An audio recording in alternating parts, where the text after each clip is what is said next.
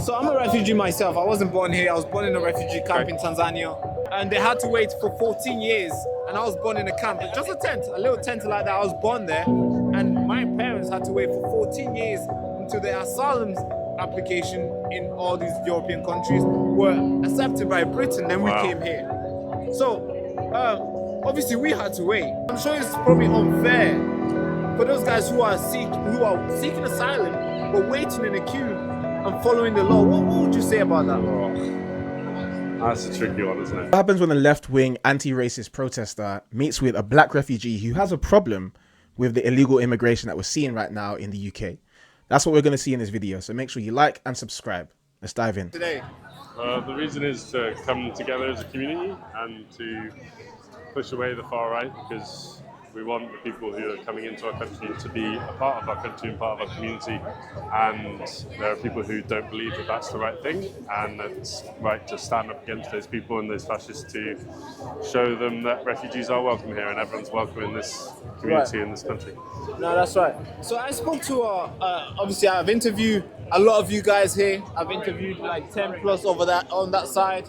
So those guys have labeled you guys far left, lunatic, paid protesters. That's the labels you guys have been given. And obviously you guys have also given those guys the labels like far right, nationalists, and all the labels. Why do you think those guys are far right? And what do they do that suggests to yourself personally that indicates that they are what you guys have labeled them?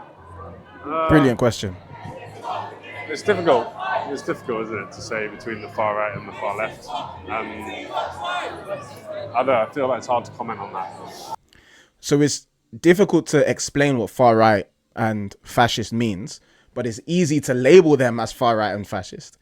Maybe the intention isn't really to understand the other side. It's hard to comment on why those guys are far right. Well, like, in terms of, not hard to comment because you see people in the crowd who are giving Nazi salutes. But I guess in just terms of the concept, it's quite hard. But Right. So when struggling with the question. No, it's but it's all right. So when I was over there asking the speakers, the people who addressed, the people who organized it, it seemed like the main problem that they have is illegal migrants. I mean, do you have a problem with that? Do you think people should be able to enter the country illegally? Yeah, 100%. Oh, so they should be coming to the country Illegally. like just come through. Oh, you have a problem with it? I don't have a problem with it at all. Oh, you don't have a problem? Wait, sorry. So he does not have a problem with illegal migrants coming in on the small boats. That's crazy. Let's hear his justification. Oh, you confused me, bro. Keep recording. Sorry, I'm not very good with pressure and interviews and questions. Oh, no, I'm not trying to pressure No, you. no, I know, but I'm like... if that's the way it's coming out, I'm sorry. No, not at all. I just want to ask you a question. So I think that what people... was the question again? I think that you were saying that they believe that people coming into our country as illegal immigrants, right? Yeah. Whereas it's like they have no choice because they aren't able to get here in a standardized way. So that's why people are trying to cross and come to our country on these boats. And they think that is a problem. Whereas they have no other choice. They're fleeing from war, they're fleeing from abuse, they're fleeing from a genocide, they're fleeing from something that doesn't make their life worthwhile. So they're looking for something to make their life worthwhile. Yeah. They always say that they're fleeing war and that they have no choice but to come here on boats when they're coming from France. Where's the genocide in France? Where is the war in France? So I'm a refugee myself. I wasn't born here. I was born in a refugee camp in Tanzania, in Nyarugusu to be precise. My parents flew war in 1996 from Congo. They ran to that, they ran to the nearest by country. They were hosted there by UNICEF and all the charities. Yeah. And they had to wait for 14 years. And I was born in a camp, just a tent, a little tent like that. I was born there. And my parents had to wait for 14 years until their asylum application in all these European countries were accepted by Britain. Then we came here. So Yes, that's fair. Obviously, we had to wait. Yeah. I'm sure my dad would probably be like, let's just go. Or I'm sure my big brothers would probably be like, let me just pay some guy and let's get in a dinghy and come to Britain. Yeah. But they didn't do that. They stayed and we waited on the line for 14 years. And there's some people right now waiting 20 plus years. I'm 24 years old. Okay. Some people have been waiting before I was born in that camp. So So when you see these guys that come here illegally and stuff, and then there's people over there who are still waiting, I'm sure it's kind of disingenuous for those guys who are waiting, and I'm sure it's probably unfair 100%. for those guys who are seeking asylum, 100%. but waiting in a queue and following the law. What would you say about that? Oh, 100%. that's a tricky one, isn't it? No, it's not tricky. Thank you. Let him try and call this guy far right. Let him try and say that's a far right perspective. I guess it's two sides of the story, and people have their own opinion on what they want to do. So if they are fed up and they want to have a better life and they're trying for that, then that's what they're trying to do. Whereas the people who are waiting, they feel it's fair and just to wait the right way, whether that is the right thing or not. So yeah, it's a blurry line. So I mean, what he's basically said is that some people believe it's fair to wait. Other people don't think it's fair to wait, and they can make up their own minds. They can choose. Just think about what that would do to a country. If you genuinely have some people who are like, look, I don't want to obey the rules. I don't think I have to. And they come in and then they're welcomed in and their life is supported by taxpayer expense. When you've got other people who are genuinely fleeing wars, who haven't paid thousands of pounds because they know they can jump the queue, that are then being impacted because of that. Like it's crazy. It's a blurry line. I don't know indeed. if I'm making sense. No, it's all right. It's been a long day, I can imagine. Now, I was talking about your leader on how to unite, because there's been a lot of protests left and right. It seems like there's a big division now, where it seems like there's a big line that's been drawn. I think it's been. How can you unite the left and the right?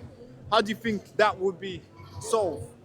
Because I'm assuming that's the ultimate goal, right? End capitalism. I don't know. End capitalism. Far left people will always just lump all of these things together, like capitalism and racism and far right and stuff like that, without really thinking through what these things mean. Like, his hat was produced by capitalism, his clothes produced by capitalism, the cameras, the microphones they're using produced by capitalism. But if we just somehow end it, everything will be fine. Do nothing about dealing with the illegal invasion at the border. Do nothing about how our politicians call everybody who challenges it racist. Do nothing about these things. Just end capitalism. I think throughout the whole of history, there's always been a divide, right? And everyone would love it to be peace, union, and joy and happiness for everyone. And that's what I want, and that's what I try and do in my life, is just be nice to people and be friendly and welcome whoever I'm with. Be nice to them, but I don't know. People will always be on one side more than the other in extremists. But I don't know if we'll ever stop that because of history and because of the way that we're growing up and our views and opinions and everything. It just shapes the way that you are. And to try and change that, protesting, education, using the right political systems to then make it a fair world. So that would unite the left and the right. That's in your opinion?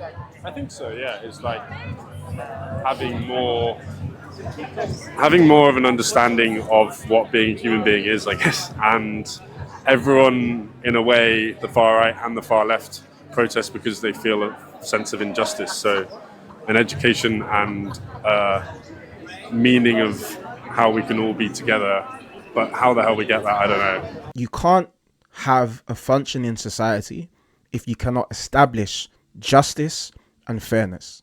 If you have a society where you say some people are allowed to break the laws and then be paid for because they're part of a minority group, then you cannot be kind and loving to everyone, because you're literally discriminating and treating people at a disadvantage for obeying the law. So you're incentivizing crime.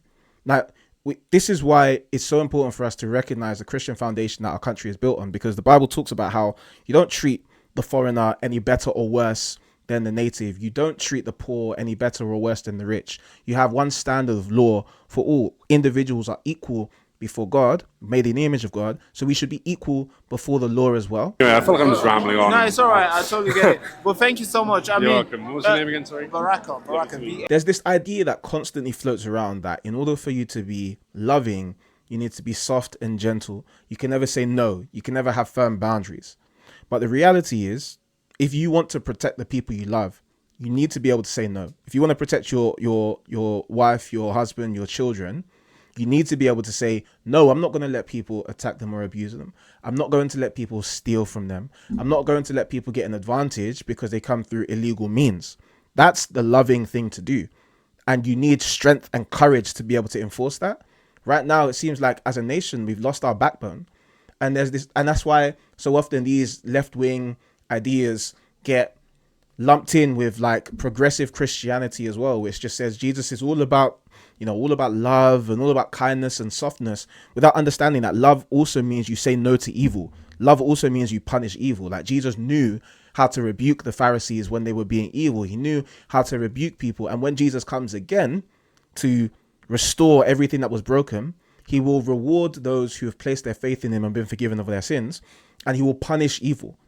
That is what our Lord Jesus will do, and that is what we need as a nation. Now, if you like this video, check out this one. I know you'll be blessed by it. I'll see you there. Peace and blessings.